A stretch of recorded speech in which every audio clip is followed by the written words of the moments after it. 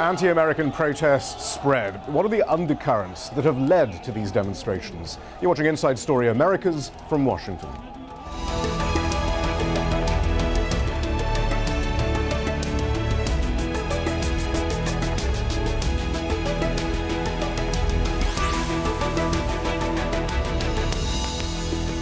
Hello, I'm Shihab Ratansi. The US government had been bracing for scenes like this since the attack on its diplomatic missions in Egypt and Libya on Tuesday evening. On Friday, protests spread after midday prayers in the Middle East, North Africa, and across the Muslim world. US embassies and other symbols of American influence have become focal points for violent demonstrations, leaving hundreds injured. The Pentagon sent US Marines to the Yemeni capital, Sana'a, as protests there continued.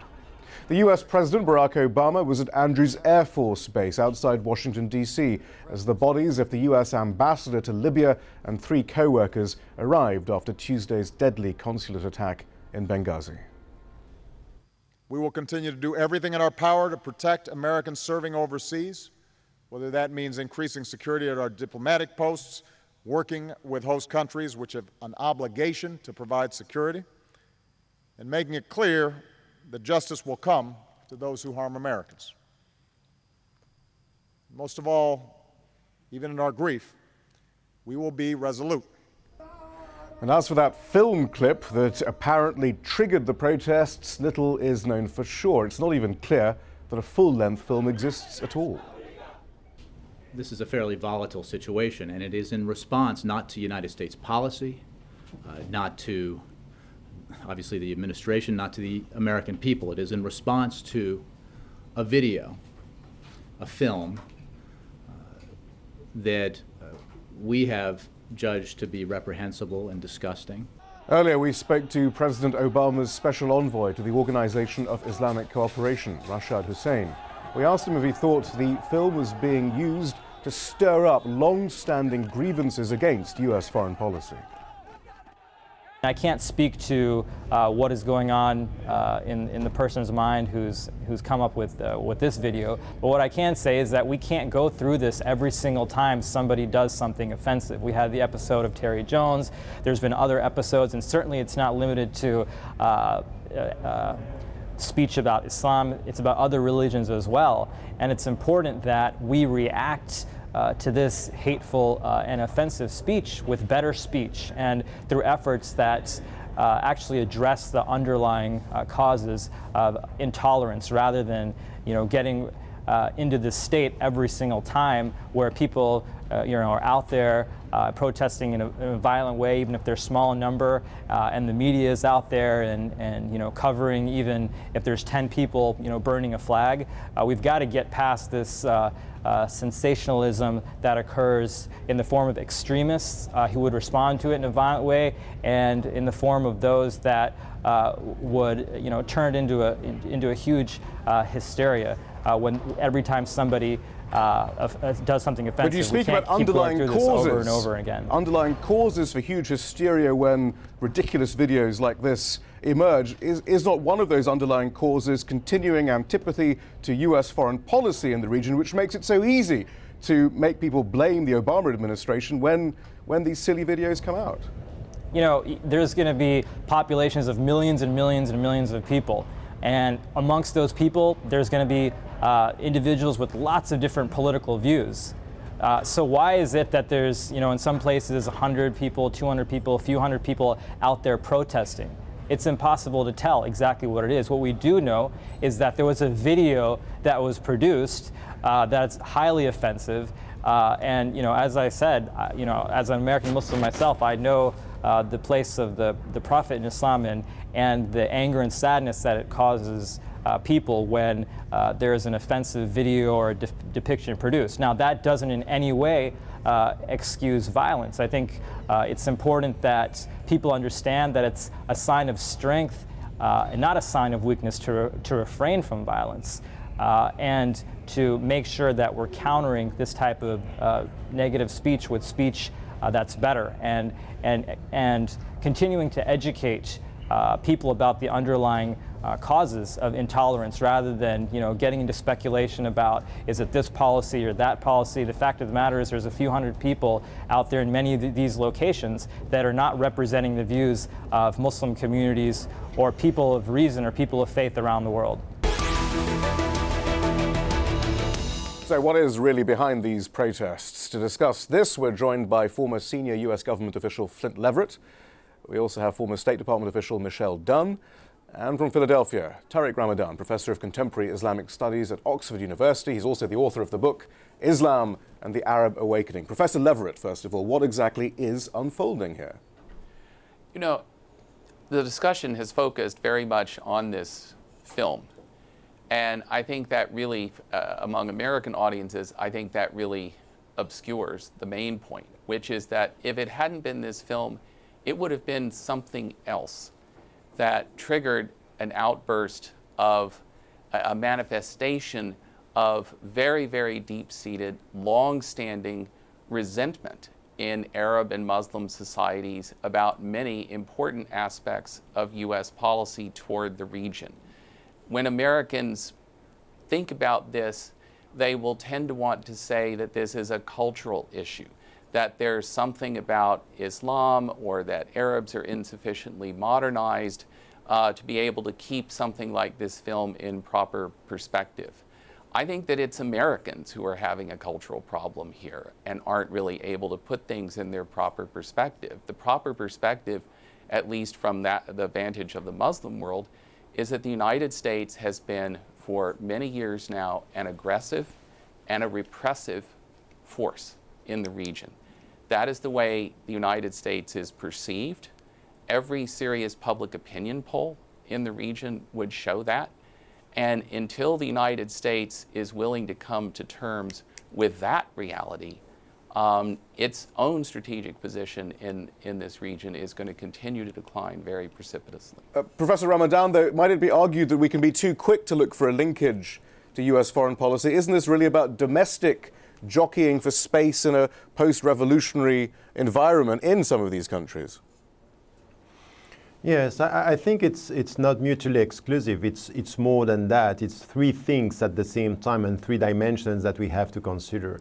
The first one is clearly about we have to be quite clear about the movie and what is happening and in which way this is used, because every 6 months we have a new controversy, and we have to be clear about the fact that what was done with this movie, the intention behind is clearly to provoke and to push the people towards emotional reactions, and we every time fall into the trap.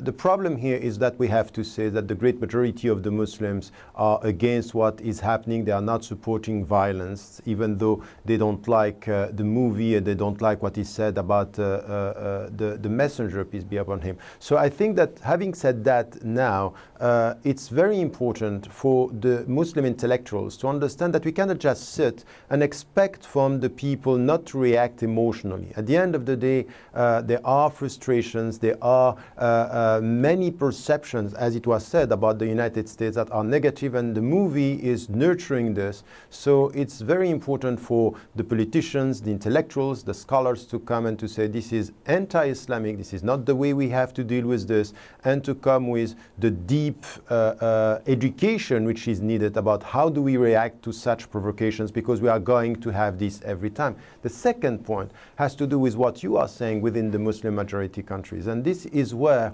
now we have something which is an internal struggle among Muslim organizations and political currents within the society, where we see the Salafi also pushing in one direction to present themselves as the true guardian of the Islamic reference against the people who are in power, the Muslim Brotherhood in Egypt, the Nahda in Tunisia, and also the Muslim Brotherhood in Libya. So there is a struggle here, and this is why we should understand that if we don't tackle the issue of these interpretations and the role of some Salafi that are now involved in politics, connected sometimes to violent extremist groups, we are not going to solve the problem. Add to the third dimension, which was mentioned right now, in the West, it's quite important to understand that there are wounds, that there is a memory for the people, that the United States of America was yesterday supporting the dictators and now saying that they are supporting democracy, that still their involvement in the region with the unilateral support towards Israel is perceived as very negative. So all this is there. This is part of the perception. And we have, and this is the last point also to say, that we all cherish freedom of expression, and we should say that we cannot prevent the people from talking, speaking, and expressing themselves. We should not, in the name of these noble values, accept that some people who are racist and promoting bigotry, having an agenda which is to destabilize the country, to use the noble rights for very nasty intentions and political agenda. Michelle Dunn, do you feel that the administration is looking at the various dimensions of this? Actually, arguably there's an extra one, which is that many of these Salafist groups who are now coming to the fore in some of these demonstrations are being funded by close US allies, whom the US is preventing from democratic reform from even taking place within. I mean, so there are all these dimensions. Is this administration up to it, do you think? Do they get it? Are they having this discussion? Well, I think, this administration feels that they've tried very hard, actually, to improve relations with the Muslim world. That was something that President Obama undertook when he came to office. Now, I don't necessarily think that the administration has done everything right in trying to do that. In all of the elements here that are going into these protests, I think the element of opposition to U.S. policies is probably the least. If you think about it, this is very much parallel to the Danish cartoons, the cartoon portraying the prophet of a few years ago, which provoked very similar, very hot protests. Was that fueled by an underlying hatred of Danish policy in the Middle East? No, it wasn't. It was about the specific offense, the perceived offense to Islam. So I think that's what's going on here, along with the Salafi element that I think is very important, because Salafis in Egypt specifically deliberately went about spreading the information about this very offensive film and really, over a couple of days trying to stir people up. Right. I do think the Salafis in Egypt, in Libya particularly, in Tunisia, feel that they haven't gotten out of these revolutions and the political processes that follow them what they wanted. And so they want to sort of show their ability to stir up trouble. And unfortunately, I think it's probably gotten much bigger even than they intended it to be, because now, this thing really has a ripple effect and has spread to other countries. And, there are hundreds of people demonstrating who haven't even seen the film. Right, but they do know one thing, know and they very resent the little United about States, it. Right? I'm sorry? The one thing they do know is they resent the United States and its foreign policy there. No, I think what they feel is that there has been an insult to Islam somehow by America. I mean, this, of course, is a privately made film, but I suppose their only way of protesting it is to go to the American embassy. So I think that's what Professor it's Leverett, about. I mean, that's it. The American government is a convenient cipher for some of this stuff then. In some respects, that's true, but it ignores the backdrop of why the U.S. government is this convenient cipher, and it becomes the target because even when it's not directly responsible for something like this film, it becomes the target in popular perceptions because of this long record of U.S. policy in the region, U.S. actions in the region that have resulted in the deaths of literally millions of innocent Muslim civilians in places like Iraq. And because of that backdrop, when people have agreements against America, the U.S. government is the very, very ready focus of that. I would also take issue with the idea that Obama and his administration really tried to put things on a better footing with the Muslim world. There were a couple of high-profile speeches in Obama's first year in office. In terms of his policies in the region, he is basically pursuing George W. Bush's policies in the region, except on some things like use of drones to kill people in places like Pakistan and Afghanistan. He has doubled down on the Bush administration's policies, and polls would show that after a very brief bump in U.S. standing after Obama was elected, People saw what his administration actually did, and the popularity of the U.S. by some polls is even lower today than it was when Bush left office. Professor Ramadan, how far should we be linking what's happening to the wider contemporary context, not just of President Obama's widening of the war on terror and extrajudicial killing and so forth, but also the 9/11 anniversary, the U.S. elections, the failure to achieve a two-state solution, the tensions between the U.S., Israel and Iran? I mean, are all these connected, or do they have any effect at all? Yes.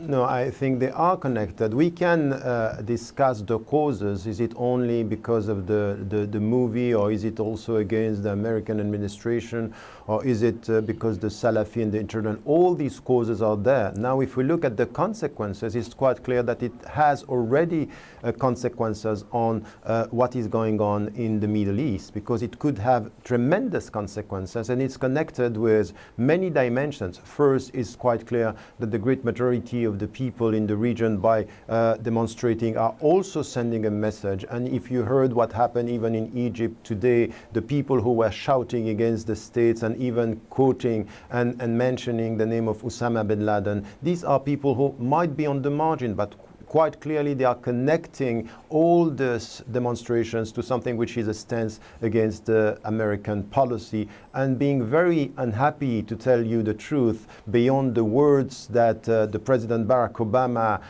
gave them at the beginning of his mandate. What was done over the last 4 years, it's very poor in the relationship with the Muslims, and having a more just approach towards the conflict, for example, between Palestine Professor Ramadan, and Israel. But does that mean that, I mean, this is often being put into the context of the immense change wrought by the Arab Spring, but surely then this is actually more of a sign of the continuity after the upheavals of the Arab Spring, that all these issues still remain the same, surely? Yes, they remain the same, but now we are dealing with something which is new and that we see on the ground. When I was writing the book on what I called uprisings and not revolutions, I was saying that one of the challenges will be the relationship between the different trends. And something like this, where the movie is now being translated within the society on something which has to be, who are the people who are the more Islamic, so to speak, or promoting the Islamic reference. And by putting the Muslim Brotherhood, or by putting in Nahda, or putting the people who are in Libya in a situation where their relationship with the states is taken as a proof, or could be taken as a proof, that they are not really protecting the Islamic values. If this is perceived as such, the consequences is going to be destabilization within the society. And in fact, the consequences of the uprisings could be, for all these countries, something which is very damaging. Add to this something that we should not forget in the perception of the American policy is also what is said today and what Israel is saying about Iran. In one way or in another, this is also connected. If something happened after what we are witnessing now in the region with an attack, or Netanyahu going too far in this direction, no one can predict what could be the consequences. Michelle Dunn, can you see these connections then? Yes, I think that, certainly, as I mentioned, the incident of the Danish cartoon, right? That was before the uprisings in the Arab world, and it was a very similar type of thing.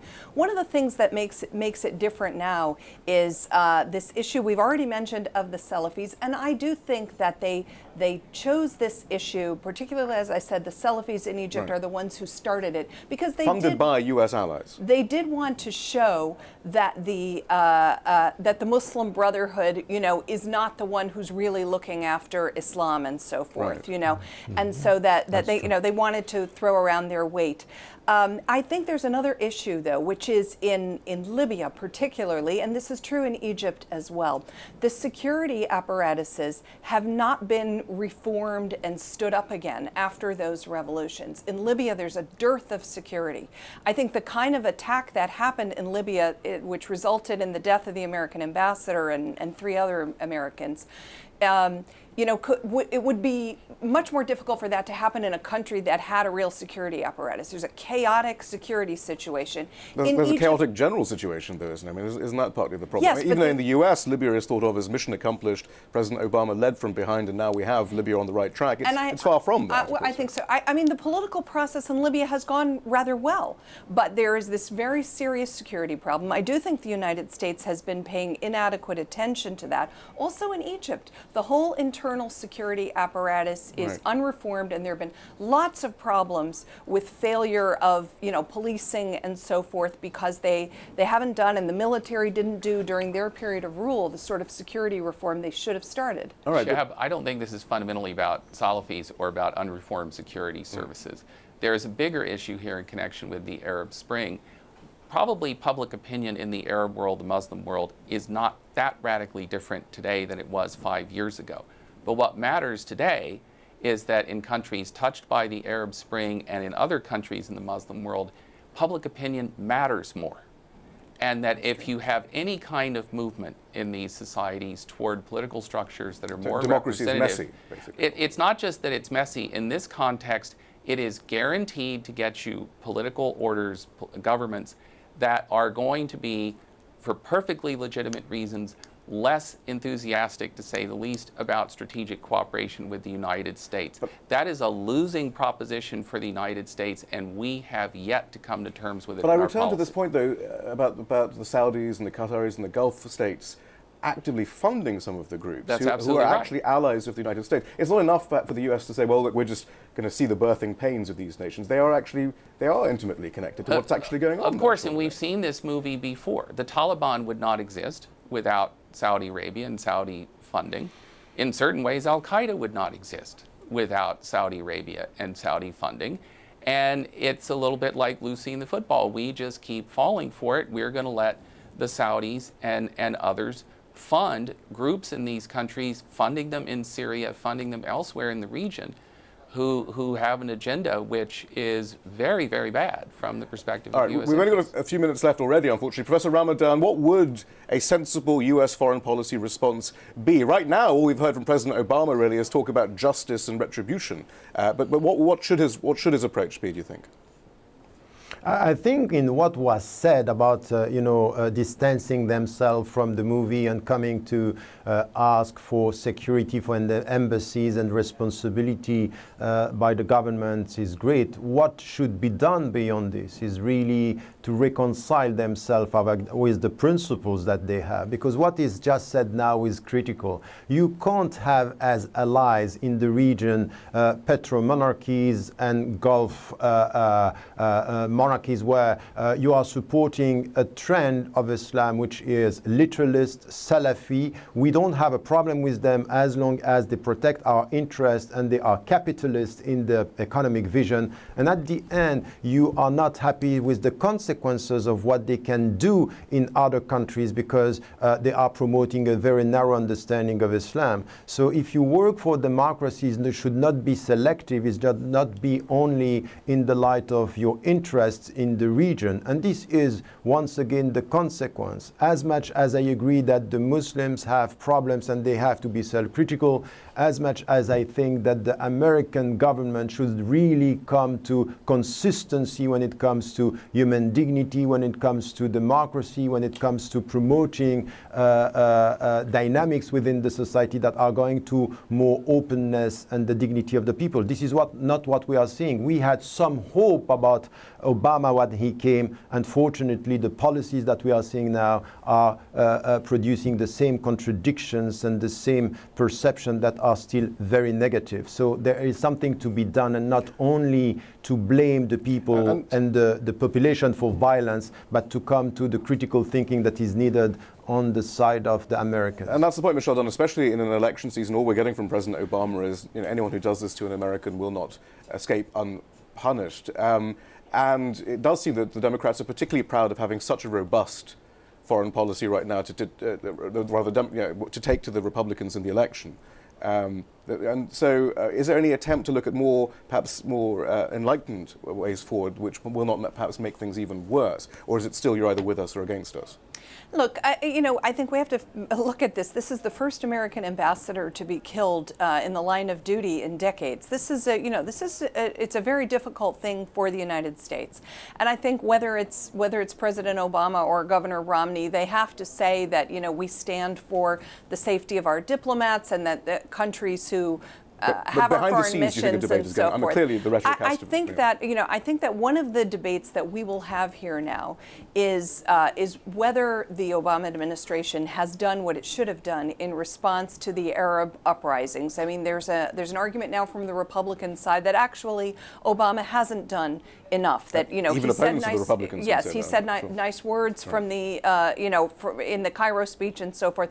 But he hasn't done enough. And I think we'll be able to have that conversation now, and we need to have it. And we'll definitely explore that conversation too. But thank you very much, Michelle Dunn, Flynt Leverett, Tariq Ramadan. Thank you all. That's all from the team in Washington, D.C. for now.